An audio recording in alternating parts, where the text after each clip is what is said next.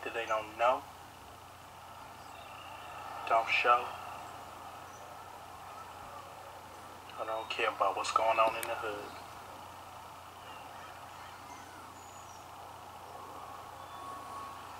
Man, all this foreign shit. I ain't have shit on my brother, man.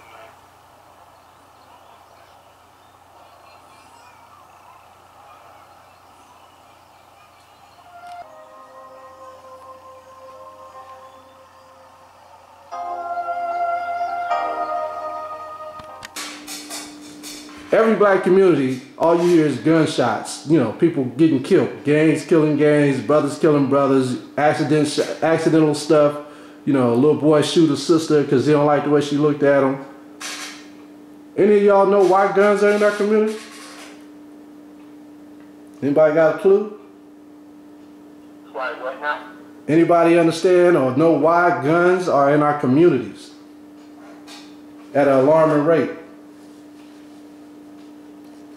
Or how they even got there? Because I'm not talking about regular guns, I'm talking about assault rifles, Desert Eagles. You know, these are military type guns. Huh? A lot of times they were brought in by freight trains and just dropped off in crates.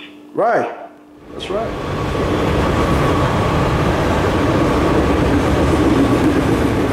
You know, they had the guns coming on trains, stopping in the middle of the hood with the doors wide open, and brothers would go up in there and get guns.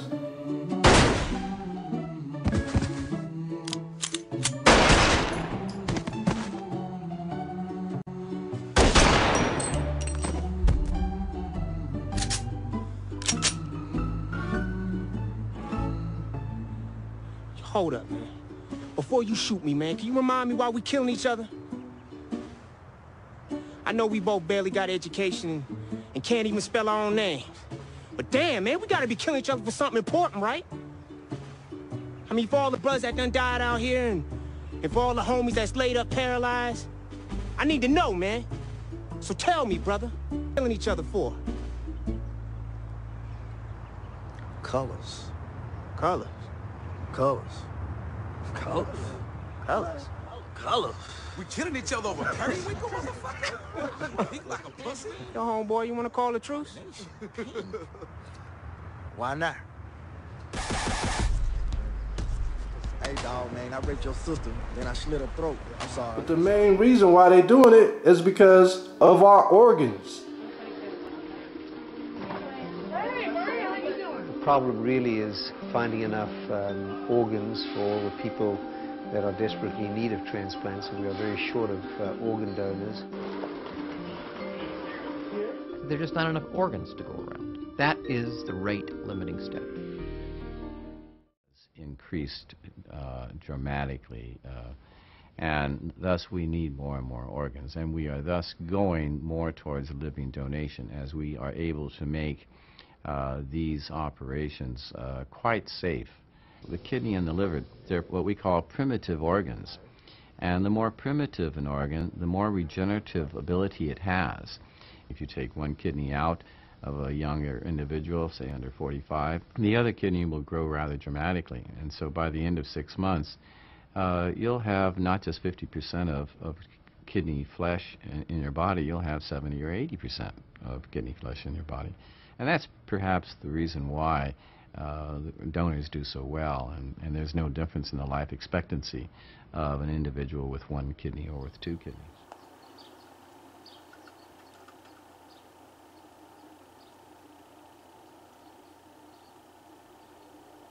You're lazy, you know that, right? I want some money for this game, for real.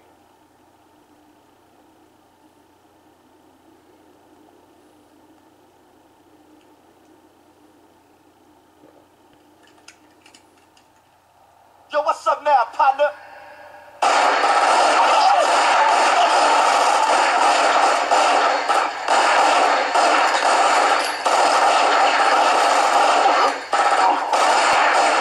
A really good reason to suspect that their damage will go down to CT and do an abdominal CT.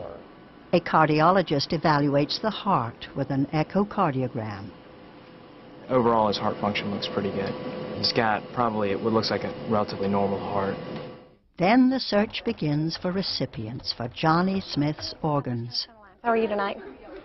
Good. Hey, I was wondering if you could input a donor for me and run a list. The United Network for Organ Sharing oversees organ procurement and allocation under contract with the federal government's Department of Health and Human Services.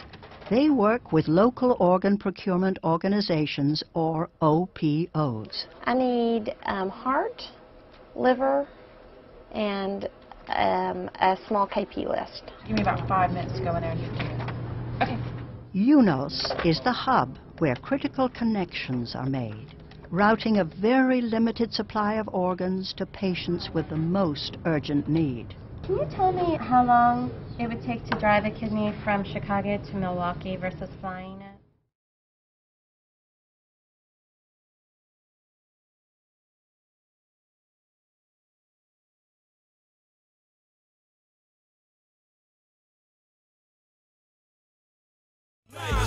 I'm back from the dead, I'm rising up and say the light and dead. I'm rising up, I gotta get it for that moolah. I terrorize your neighborhood, yeah, I'm hungry, I need some brain. Show that she with that, get that paper, yeah, I'm a boss. Dead man walking in this bitch, I'm resurrected, I'm so affected, yeah, I'm chasing all you suckers up out the game. You can run, but you can't hide, I'm gon' find you, I'm a beast till I get mine. This is the night of living dead.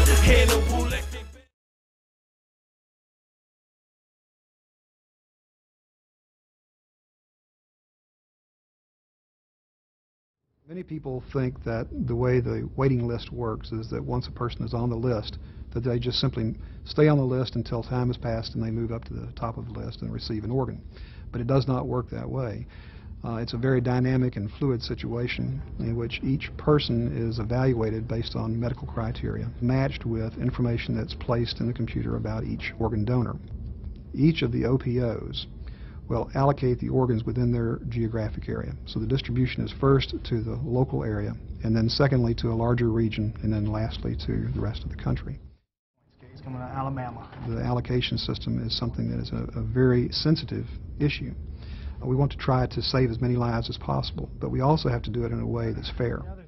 We will print out a computer listing for kidneys. We'll say all of the patients in this area who need kidneys, and they're ranked in order of who matches best. Then telephone calls are made to the transplant centers where those patients are located based on that sequence. And so the list itself is simply a tool that's being used to place the organ. The final decision has to be made by the doctors. The doctors of those potential recipients highest on the list are offered the organs first. Hey, I've got a liver offer for you. It's O positive, 45-year-old male, 6 foot, 251 pounds. We review with the organ procurement agency the characteristics of the donor to see if we think it's going to be the best fit and match. VUN and creatinine are 8 and 0.5. Assuming that it is, we will then call the patient who has been on our list, probably waiting for at least a year. The patient will be brought into the hospital. Simultaneously with all of that, we will send out an organ procurement team, which will go out to the hospital where the donor is and will retrieve the organs.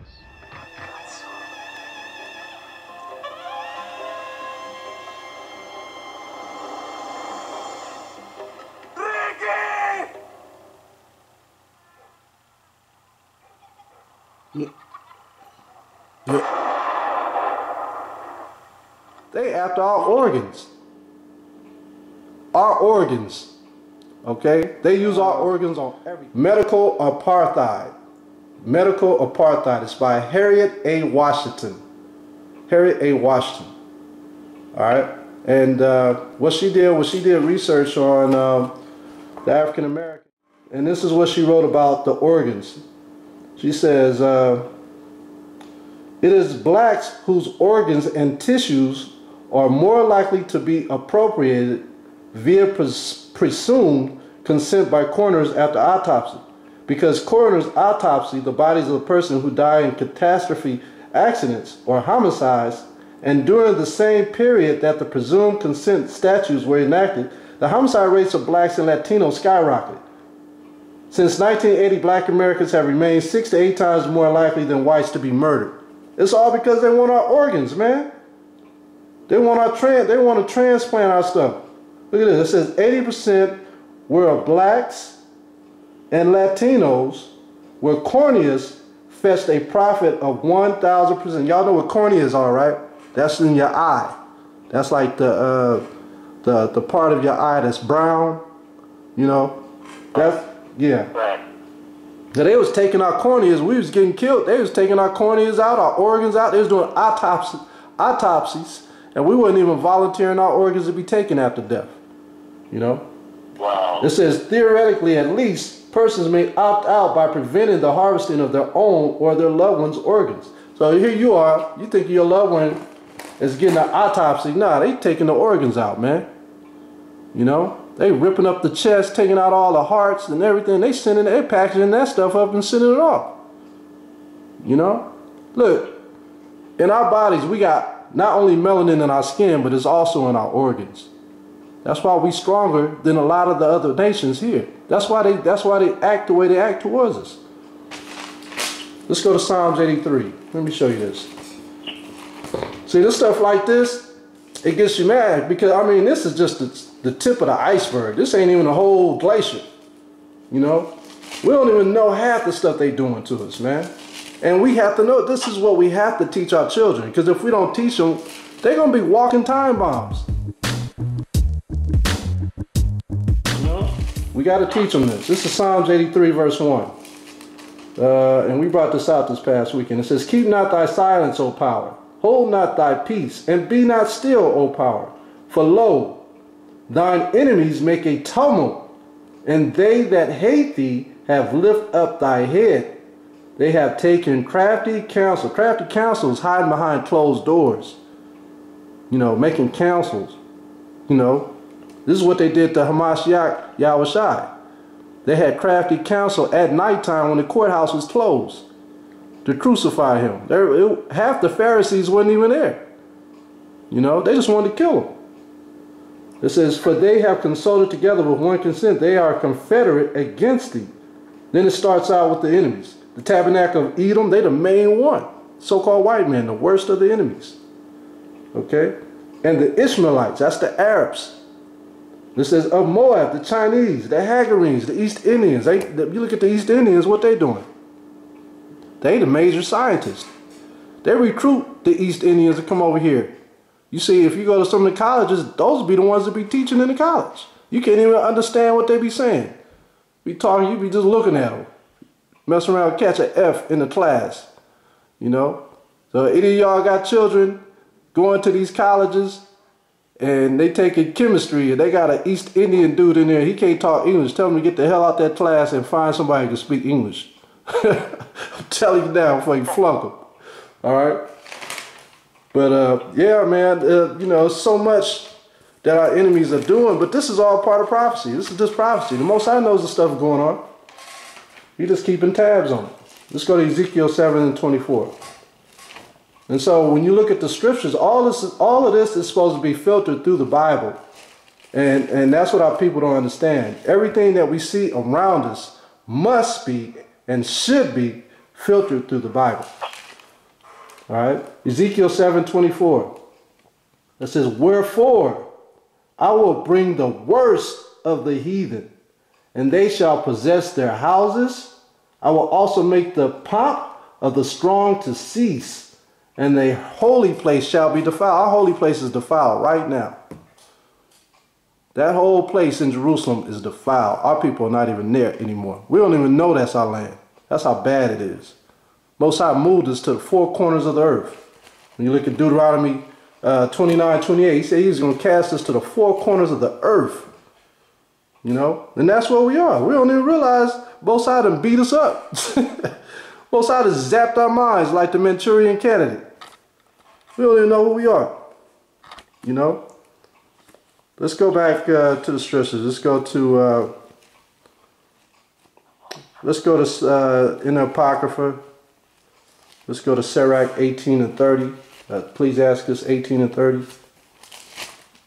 And for those of you who don't have it, I'll just read it, of course. This is Ecclesiasticus chapter 18, verse 30. It says, go not after thy lusts, but refrain thyself from thy appetite. So he's telling us, don't be following these heathens, man. All the stuff that you used to lust for, don't do it.